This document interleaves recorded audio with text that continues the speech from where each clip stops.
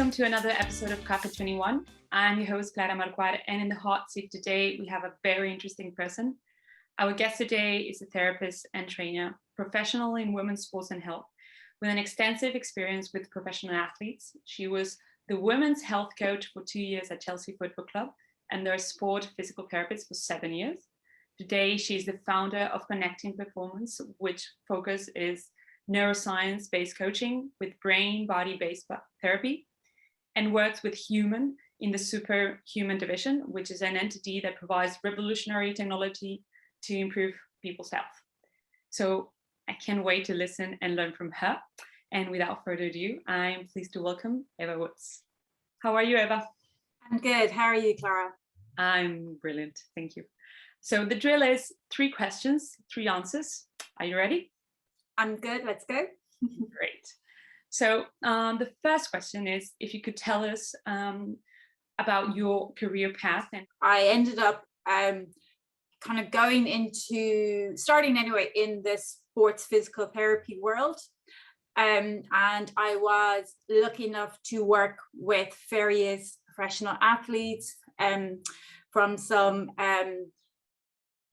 English into the sports, endurance athletes, with rugby teams, field hockey, and various other different sports like rowing as well, before going into women's football, which was in 2012 with Chelsea football team.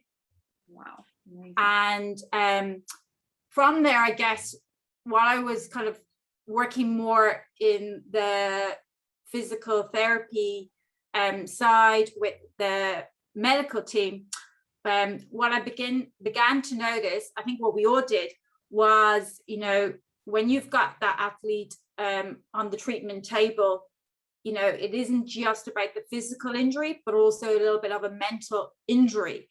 And, for some of them, it was really interesting to see how the return to play was for them, while the injury might be physically fit and ready to return to play, that maybe mentally or definitely from their brain, from the trauma of an injury, hadn't yet healed.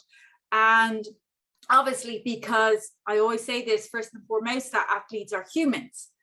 And, it is only natural that a human will experience mental, physical, and emotional states throughout their years of life, and definitely through their sports. And I think it was just really important to respect and honor their space mentally as well as physically, and being able to support them where they are at as a human first and foremost. And then, their athlete is the job of what they do, but not who they are. So I think it was definitely important to put things in place to help support and nurture them. And from that, it kind of led me to a therapy called Brain Spotting, which is a brain-based therapy created by founder Dr. David Grand. And that looks at, his whole concept was where you look affects how you feel. So he developed it when he was working with an Olympic ice skater. She was having trouble doing the triple loop. And he just noticed that her eyes would go to a certain place. So we'll just say it was like maybe the far right. And before he was working doing EMDR with her, and he just kind of noticed that she had this brain spot that would be at a certain point when she was struggling around this triple loop and talking about it. And it ended up that she had a childhood trauma attached to this brain spot. And he ended up kind of working on processing through that brain spot using his brain spotting technique and also bilateral sound, so tapping into the right and left hemisphere of the brain. And he was able to basically kind of bypass the neocortex, go into the subcortex where we hold fears, memories, and different traumas and emotions, and was able to process it to a point that the next day she was able to do the triple loop. Next question. So how advancements in technology have helped or can help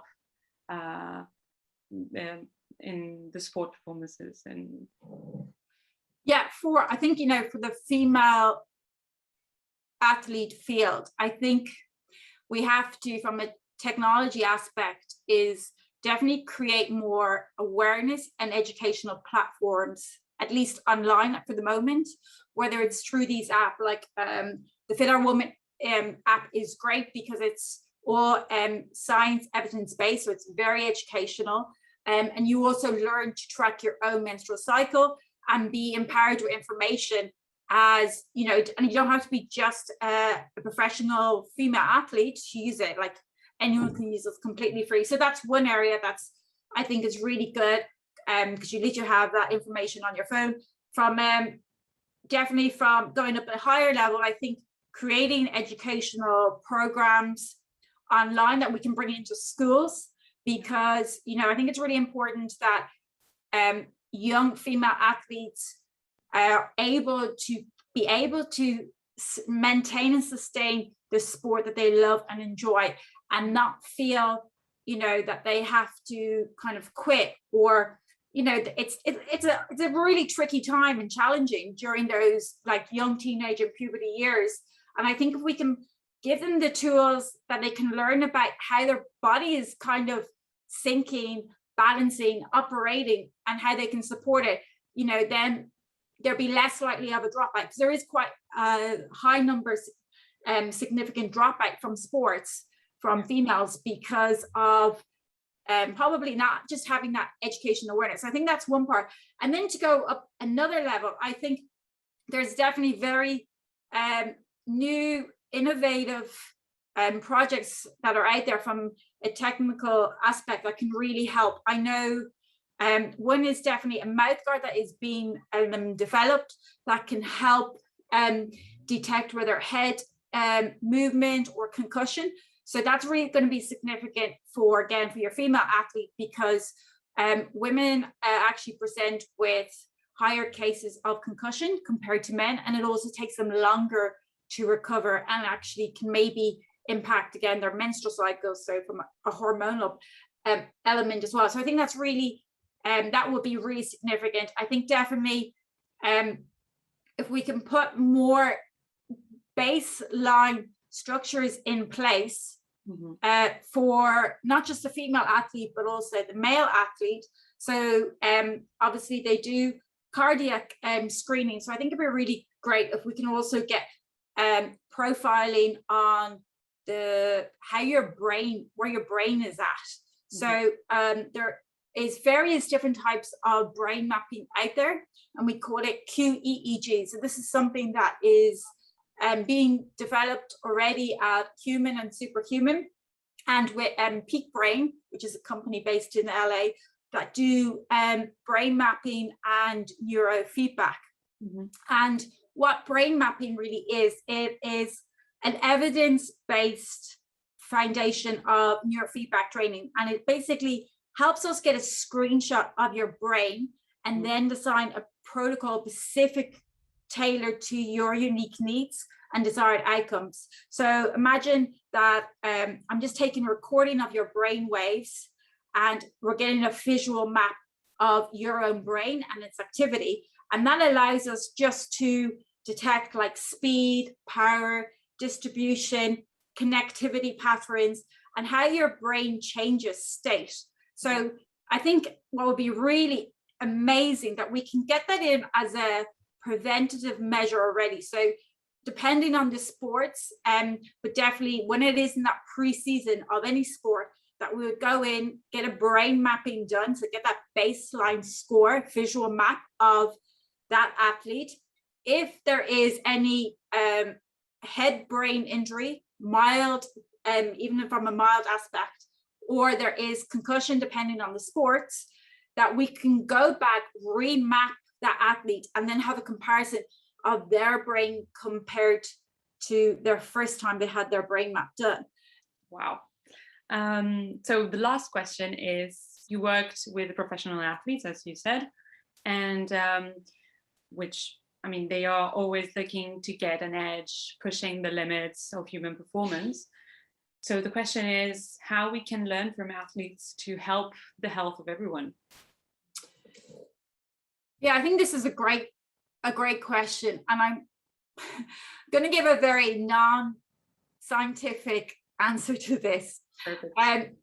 Because I think it is really important. Like again, as I mentioned at the beginning, you know, anything in any of us that we do in our work, on our professional career, it's what we do, but not who we are. So who we are is that human and the self. And I think we first need to just come back and identify with our self and what are our needs and what do we need to help, first of all, have a state of health, wellness, and what are our goals to optimize our own performance in life. So whether you are that CEO, whether you're the professional athlete, whether you are also maybe the, you know, I think a big crucial part is also like a professional manager of a team or a coach. You know, you also even sometimes have to be 10 times ahead of your athletes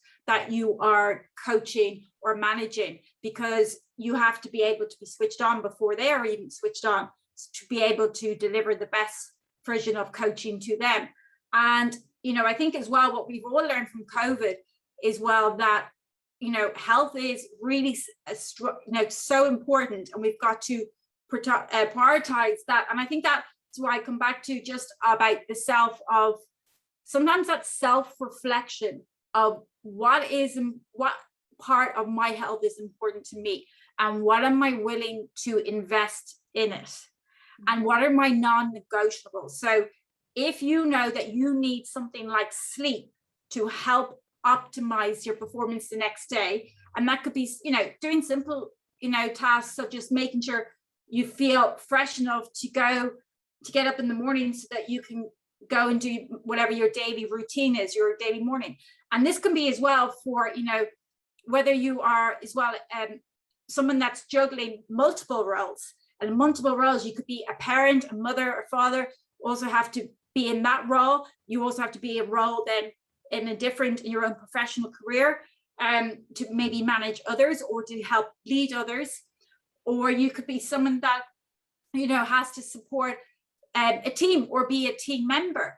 And I think it's just, again, that self-reflection. What do I, first of all, need to allow me to have that high performance and peak performance? And I think, you know, sleep is really underrated, but so valuable. It is, we will always say this to the athlete, that when we are doing anything around recovery or active recovery, sleep is the foundation. If we can imagine a pyramid, sleep is always the first one in that foundation layer. There's nothing that goes before it or after sleep. It starts with sleep. So getting, you know, if you know that you perform better, your brain starts to feel that it has that restorative nature after good sleep. Then create like a good sleep routine, like go to bed at a certain time, get up at a certain time. If you know that like certain devices keep you alerted, or as well the brain switch on, you know, maybe put that in place, that you turn your phone off or put it in a different room, or put it at least on air mode. So I think if there's definitely what would support your sleep, whether it's certain supplements specific again to you, because everyone's completely different, making sure that you have a good sleep setup and routine. And then looking at hydration and nutrition. Are they resources that, you know, help support you again to perform and help you get the most out of the day? And look, nothing is completely, you know, peak performance isn't about perfection. There's no such thing as something just being linear and always golden shine. It's always going to be that wave. And I think, you know, that is part of life and evolution. And I think we've all seen it as well. There's a lot of stuff that we can't predict that's going to happen. But I think we can have that, come back to ourselves and go, what are, first of all, our needs? And what are the non-negotiables? What is valuable to me in my health and wellness? And putting that in place. But as humans, what's amazing is we're all resourceful, we're all resilient. The brain is brilliant like that way. There's a concept called neuroplasticity, which is basically firing and wiring the neurons that are already there and present. So we can rewire the neurons, those neural pathways, not create new ones, but definitely rewire them, so that we can be like, Joe, plan A didn't work, but don't worry, plan B, I can do this now to help support my health, well-being, and peak performance. And it's knowing that you don't have to ever quit. It might be just reset, realign, and be ready to go again in a new way that works for you. Yeah. Well, amazing. Thank you so much, Eva, for sitting in the hot seat today. We wish you all the best from STGC, and well, thank you so much. It was amazing. Thank you so much for today, Clara. Really appreciate it, and look forward to catching up with you all soon.